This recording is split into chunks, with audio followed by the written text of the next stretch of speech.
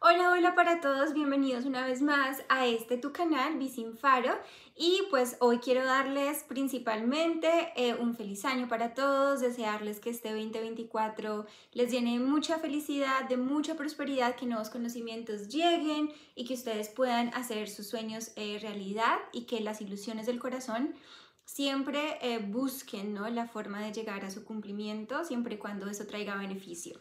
Siguiendo y continuando con esta serie de videos donde voy a estar hablando sobre Konya, el lugar en donde yo vivo aquí en Turquía, que además es un lugar muy especial en la historia, como todo aquí en Turquía, pero particularmente quise empezar con este lugar porque pues es el lugar donde yo vivo y como les mencionaba en el video anterior, es un lugar del que poco se habla, ¿ok? A pesar de que tiene tanta importancia y a pesar de que tantos personajes han pasado por este sitio. Y hoy voy a estar hablando sobre un personaje místico como el del primer video, como Mevlana, que además su historia está relacionada con la de él y que al mismo tiempo fue quien le influyó a Mevlana, ¿no? Quien influyó en el mundo de la poesía, quien lo adentró a este mundo, ¿no? Del poderse expresar a través del arte, de la poesía, y que pues le marcó la vida a Rumi. Y fue un momento pues en la vida de él que se partió en dos, ¿no? A partir del momento en el que lo conoce y el antes de él. Entonces, pues este personaje ha sido un personaje bastante particular porque en definitiva es un personaje de odios y amores, ¿ok?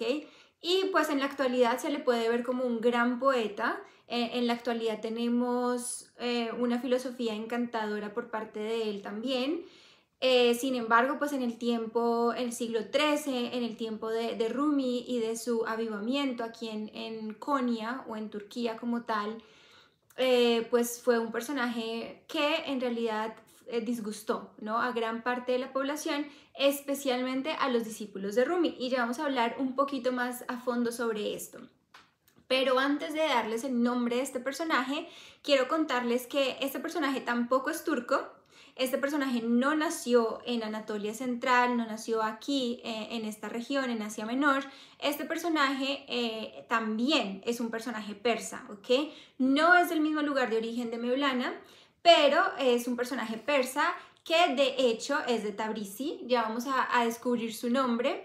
Y pues esta ciudad en particular pertenece pues al este de Azerbaiyán, lo que conocemos también como Irán, ¿ok? Entonces, bueno, este personaje es un personaje del cual hay datos que difieren, es decir, en toda la parte histórica que tenemos, hay datos que no encajan 100%, ¿no? Entonces hay variaciones en la historia, tanto de cómo se conocen él con Mevlana, y cómo fue su muerte, ¿ok? Entonces, a este punto de la historia todavía no sabemos en realidad a ciencia cierta, como 100% seguros de en qué lugar fallece este personaje, ¿ok? Y bajo qué circunstancias, porque también hay teorías que nos cuentan o nos indican por ahí que en realidad este personaje lo asesinaron, ¿ok?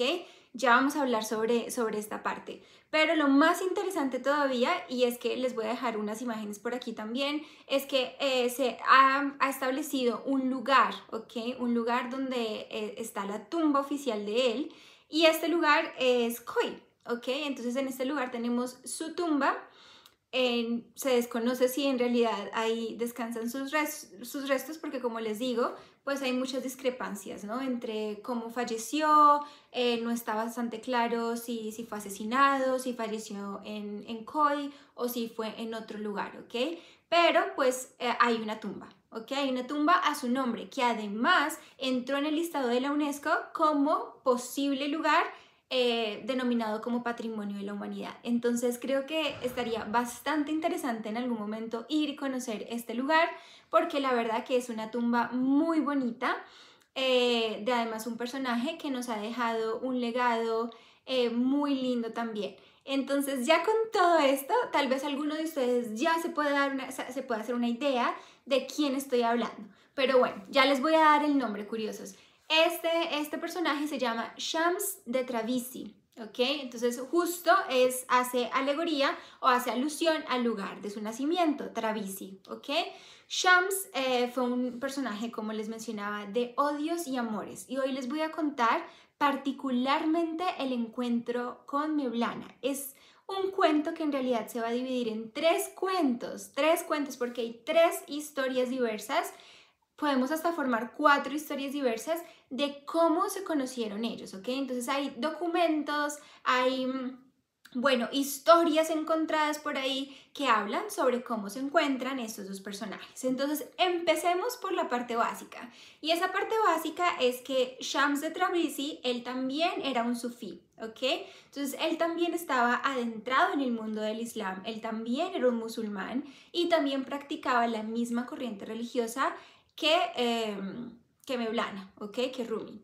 Entonces, este personaje también era un derviche, ¿ok? Entonces, recordemos, al final les voy a dejar de tarea buscar lo que significa derviche, ¿ok? O les voy a dejar, en el primer comentario en los videos, les voy a dejar el significado de derviche. Entonces, este personaje, pues, practicaba el sufismo y además ya era un poeta. Este personaje es mayor que Mevlana, que Rumi, que nuestro personaje previo, el primero de esta serie. Y pues bueno, él se dedicaba también a viajar, era un nómada. Solamente así, con los viajes y con la interacción con otras culturas y con otros mundos, pues podemos sacar nuestras propias conclusiones y llegar a filosofar, ¿no? Sobre la vida, sobre la existencia, sobre nuestro propósito, etc. Y recuerden, curiosos por aquí y bueno, visitantes, que los viajes no solamente son viajes físicos, sino que hay viajes del corazón, hay viajes de la mente. Yo creo que muchos de ustedes han soñado con algún lugar y la primera forma de conocer los lugares es a través de la mente y de los viajes que nosotros podemos hacer con nuestra propia imaginación. Entonces, después de ese pequeño paréntesis, ahí me perdonarán si me desvío un poco del tema.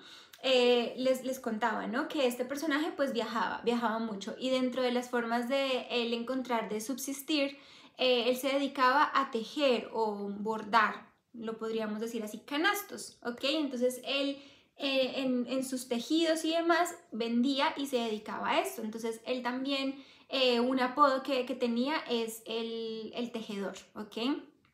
Entonces Shams, esto también hace una alegoría profunda con lo que vino a realizar en la vida de Mevlana. Se dice que él por mucho tiempo estuvo pidiéndole a Dios encontrar a una persona, ¿ok? Encontrar a una persona a la que pudiera tomar por discípulo o a quien pudiera enseñarle algo o etcétera, ¿ok? Entonces él le pidió a Dios mucho por esta persona. Y en uno de los viajes que hizo llegó a Konya, ¿ok? Entonces en Konya, recordemos que ya había llegado nuestro personaje a esta gran ciudad y él ya había creado su fama, ¿ok? No como poeta aún, él había creado su fama como maestro de la ley del Islam, ¿ok?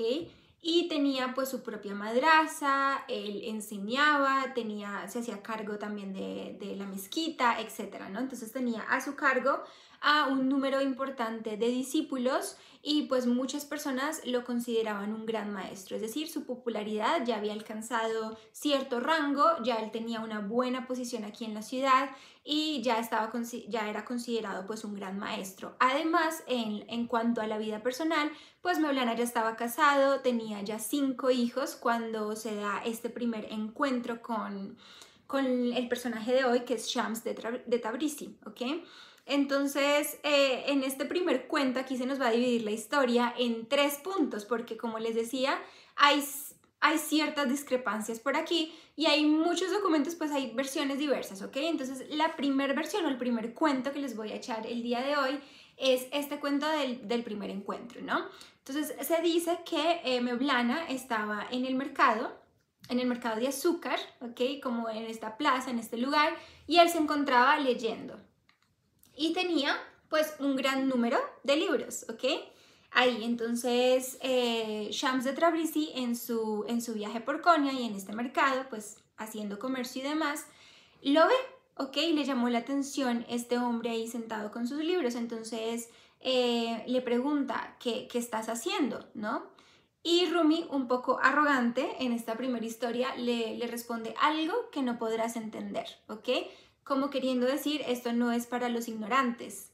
Entonces, esto como que exacerbó un poco a Shams y lo que hace Shams es tomar esos libros y arrojarlos a una fuente que había cercana a ellos, ¿ok?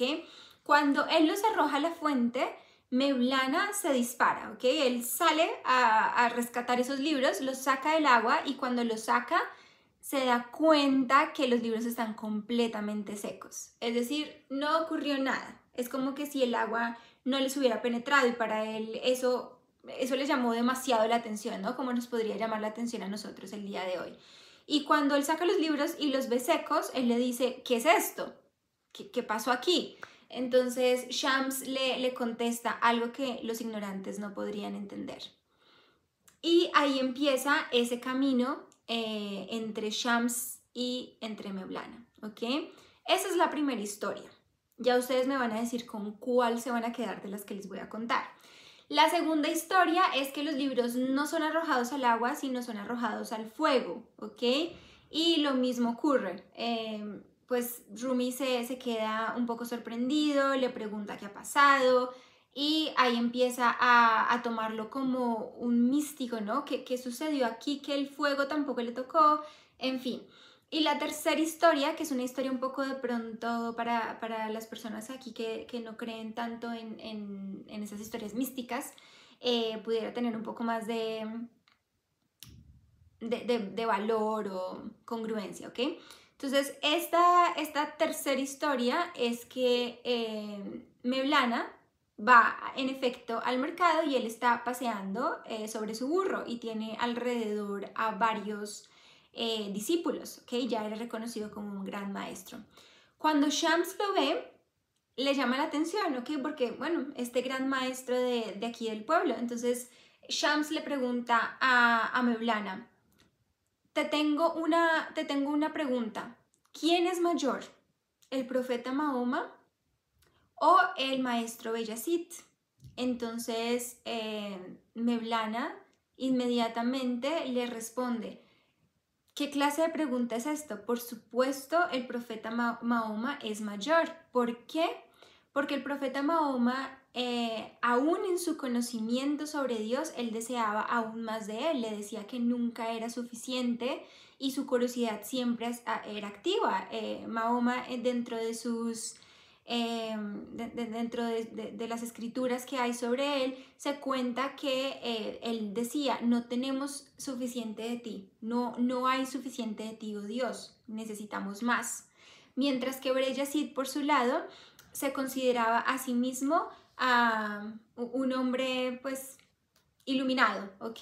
Lleno de mucha gracia y de mucho favor. Entonces Mevlana le dijo, por supuesto que en este aspecto el profeta Mahoma o el profeta Mohammed. Y con esta respuesta Shams quedó fascinado, ¿ok?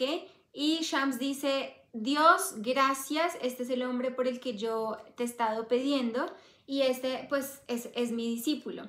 Entonces después de ese encuentro ellos empiezan a entablar una conversación mucho más profunda y una conversación que se termina convirtiendo en una reclusión total, ¿ok? El maestro, perdón, Mevlana, él se aleja de absolutamente todo, ¿ok? Cuando estamos hablando de reclusión, es reclusión absoluta. Hagamos de cuenta que nos vamos a un monasterio, a un lugar donde no vamos a tener contacto con nadie más ni con nada más y él se desobliga completamente, ¿no? De sus discípulos, de lo que estaba haciendo en su madraza, etcétera, y se recluye completamente en la presencia de Shams y entra en un éxtasis total, ¿ok?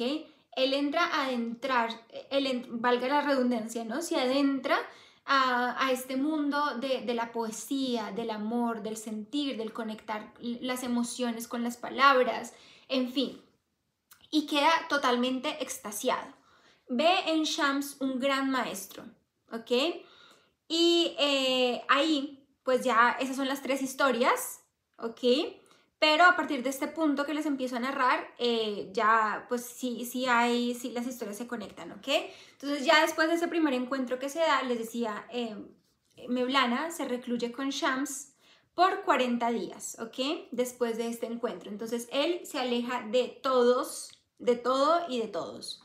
Y esto causa una gran convulsión en los discípulos de Mevlana, porque por supuesto que ya no tenían acceso al gran maestro, ya las clases tampoco estaban, el maestro estaba en completo éxtasis, ¿ok? De lo que impartía Shams. Shams era mayor que Mevlana, entonces se dice que Shams estaba ya en cerca de sus 60 años, y Mevlana hay dos versiones, hay algunos que dicen que estaba en los tardíos 20, ¿ok? Empezando ya a los 30, y hay otros que hablan de los 40 años. Entonces, bueno, él se recluye completamente, y en esto Mevlana le dice a Shams: yo nunca he sido un poeta, nunca he sido un hombre de letras, pero siento que hay algo dentro de mí que quiere salir. Y es ahí cuando Shams le dice que le dé rienda suelta completa a estas emociones, y entrando, ¿no?, en el trance de la danza, de la conexión de Dios con el mundo espiritual, él empieza a danzar y a recitar los poemas, perdón. Entonces, de hecho, se dice que muchos de los poemas que tenemos de Mevlana fueron mientras él estaba en su danza profunda, y en realidad eran algunos de sus discípulos los que escuchaban la meditación de Mevlana y tomaban nota de estos poemas, ¿ok? Pero era mientras él danzaba y estaba en su meditación activa. Y bueno, entonces Shams lo instruye en todo esto y se va, ¿ok?